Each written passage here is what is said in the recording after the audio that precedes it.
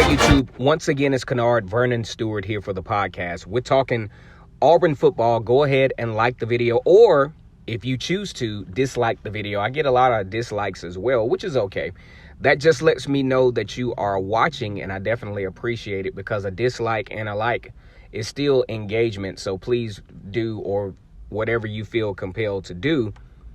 As always, it's great to be an Auburn Tiger, War Eagle.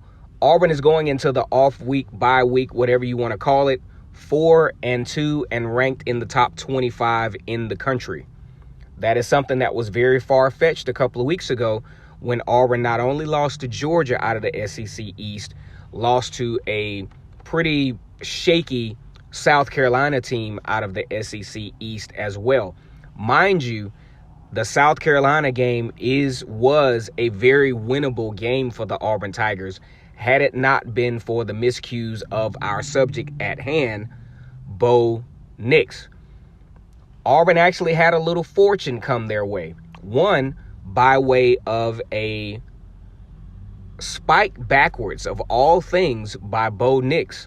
Spikes the ball backwards. The ball bounces around a little bit.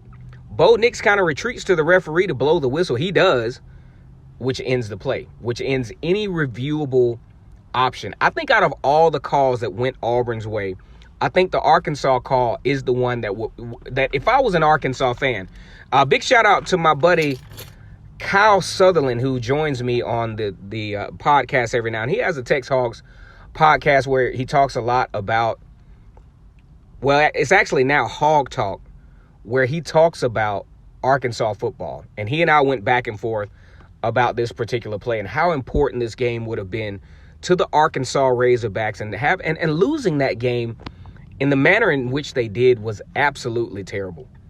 I think if you really want to quantify the wins and losses, if everything continued to pan out, I think at this point Auburn realistically should be 3-3, given the progression of that play.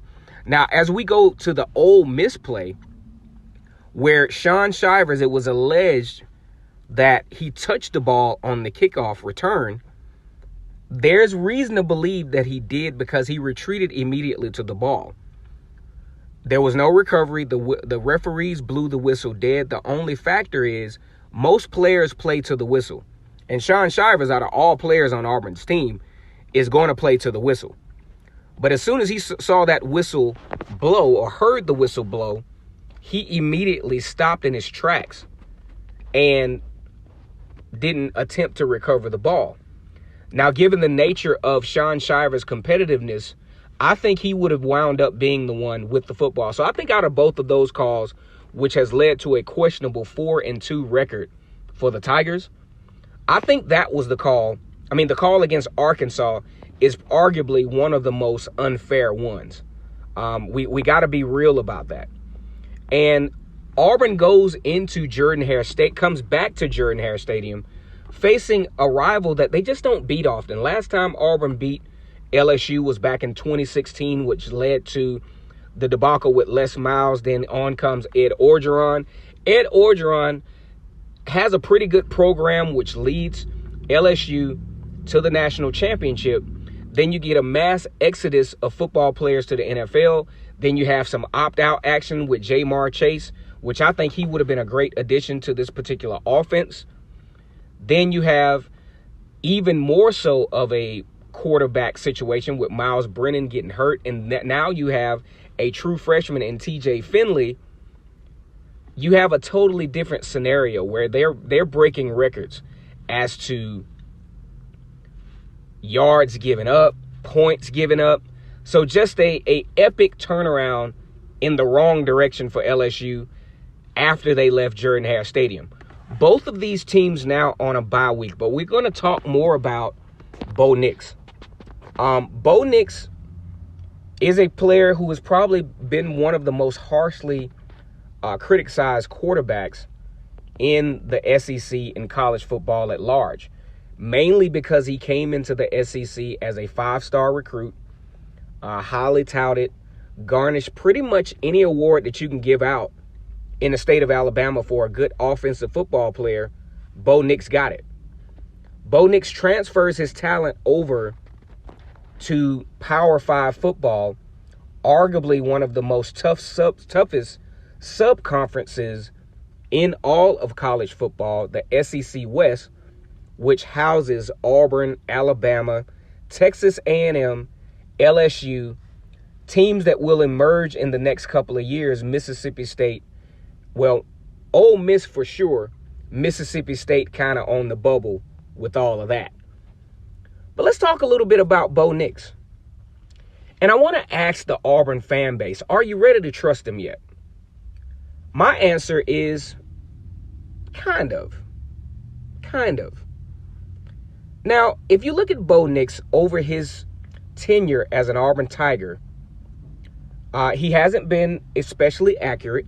He hasn't always made the right decisions. He has a situation to where when he throws interceptions, he makes sure that he makes up for all the games he didn't. Usually when he throws interceptions in a game, it's usually multiple. Like against Oregon, multiple interceptions in those games. And usually they're on the road, and usually they're high consequence.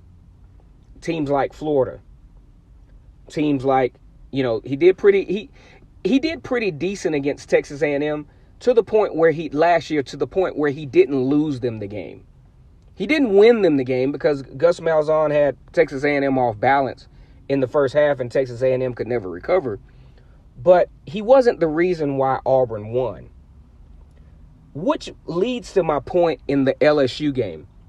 Bo Nix finally was a big portion of the reason why Auburn won the football game versus being the game manager, versus being the protector of the football. He was the one that wanted to be at the forefront as far as leadership goes. And it was very impressive to see. Now, mind you, under Bo Pelini, who replaced Dave Aranda as defensive coordinator at LSU, Bo Pelini's approach is not working, guys. It's getting to the point where it's questionable as to whether he even is capable of leading a bunch of recruits who play at a high level, who are recruited at a high level, to any level of success that's going to lead to long-term sustainability. So even with that in mind, yes, LSU, a lot of the reasons why people discounted the Auburn versus LSU win, Auburn winning that game by the largest margin in the series history, a lot of folks are discounting that because Bo Pelini's defense is just that bad. And as a lot of folks out in the open say, is it the players or is it the coaches?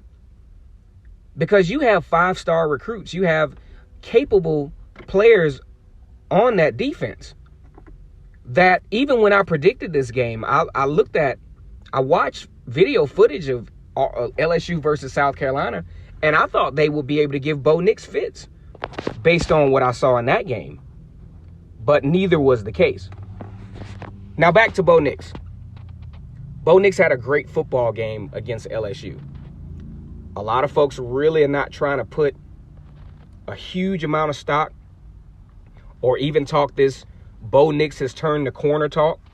And I think that's very casually intelligent on their part, because Bo Nix was facing a very dysfunctional defense, a defense that couldn't hold down the edge, a defense that was absolutely terrible in situational coverages.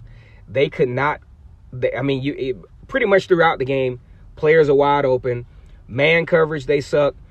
Zone coverage, they suck. Whatever coverage they attempted to utilize, it just didn't work. Derek Stingley in the early portion was one of the strong points of the defense. He kind of sort of mentally fell apart. The defense looked dejected. The entire team looked dejected pretty much after the first half.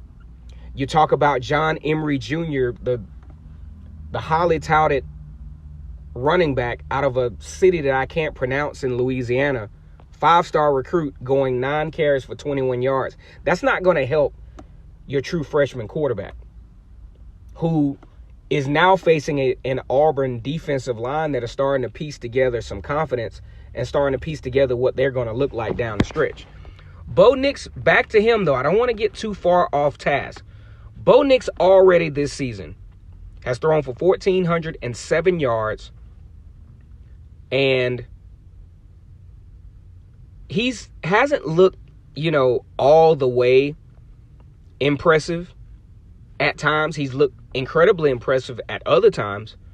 One thing to note is through 6 games, Bo Nix is already at a higher completion percentage than he was last year. Bo Nix 60.7% completion percentage compared to 57.6 last year. Already with 9 touchdowns, trending in the same direction with interceptions, but I kind of get the feeling that he's probably not going to throw a pick for the next couple of games. An area that I would love for Bo Nix to improve, though, with his passing, I think he has to get a little bit more out of his passes. Because when you look at some of the more elite quarterbacks in the country, Trevor Lawrence, some of those guys, Trevor Lawrence, for example, with about 9.7 yards per pass. I'm not saying that Bo Nix should even try to reach the ceiling of where Trevor Lawrence is as far as what Trevor Lawrence is doing, because I honestly don't think he has the capability to perform at what Trevor Lawrence is being asked to do. But what I do know is that if he wants to give Auburn the opportunity on his part to be successful down this stretch, let's say Trevor Lawrence is throwing about 70%, completing about 70% of his passes, I think Bo Nix needs to improve even more from his freshman campaign where he was 57.6. Right now it's 60.7. I think he needs to improve to where he gets to a point where he's around between 63 and 64, maybe even at an optimal level, completing 65% of his passes. And you will see the difference in the offensive production. Also with the yards per play. I don't think Bo Nix has the capability, based on his skill set and what he brings to college football, I don't think he has a 9 to 10 yards per catch capability. And I don't think that's what he should be asked to do. But I think he's right now at about 7.2. And as an improvement and some little numbers that you can kind of skew to take this team to a different level offensively, I think if you can get Bo Nix around a 7.8, maybe even optimizing at 8 yards per play, throwing the football, I think you might be on to something. And also continuing to limit the turnovers. One thing I was really impressed with Bo Nix and is his utilization of the A, B, C gaps, as far as when he drops back, he's looking downfield. There were times he did retreat, but he needed to. But there were also times where he did kind of the Joe Burrow thing. He dropped back, sees nothing, and attacks the middle. He runs up the middle, gashes the defense for about 10 or 15 yards, keeping drives going. That's where he's going to be dangerous down the stretch. They did the right thing. In this ball game against LSU, keep the passes at a minimum. 24 passes attempt, 18 completed, 300 yards, average a season high, and he's been trending upwards in the last 3 weeks. Averaged a season high 12.5 yards per throw. His longest, obviously, the 91-yard pass to Anthony Schwartz. So, at this point, do we trust Bo Nix? I think the jury is still out. It depends on, I'll say this. With Bo Nix, it depends on what you're asking him to do. Now, if you're asking him to drop back and throw 50 passes, heck no, I don't trust him. I don't trust him as far as I can see the gas prices on the sign that I'm looking at in doing this video. But if you're asking me if I can get a RPO Bo, if I can get a running back who's got the offense off balance, if I can get the offensive line to perform the way they performed against LSU, then hell yeah. I trust it. I trust that portion. I trust that version of Bo. But the Joe Montana, Tom Brady, Trevor Lawrence version of Bo, I don't trust it with a 10-foot pole. I think it's absolutely asinine for the coaches to ask this kid to do this when it is not within, at least not this season. Now, maybe you give him a spring. Maybe you give him a summer camp to where you can really hone in on those skills that could potentially get him to the next level. He's got the physicality to do it. But this year, oh, hell no. I need RPO Bo moving forward. You do that, you get the running game involved. You get another thing I liked is Gus Malzahn and Chad Morris' utilization of different wide receivers. We can talk about that a little bit later on in the week. Glad to be back on. Been an interesting couple of days. Got the presidential election going on. Very tight race between President Donald Trump and Senator Joe Biden. We will see how that turns out as well.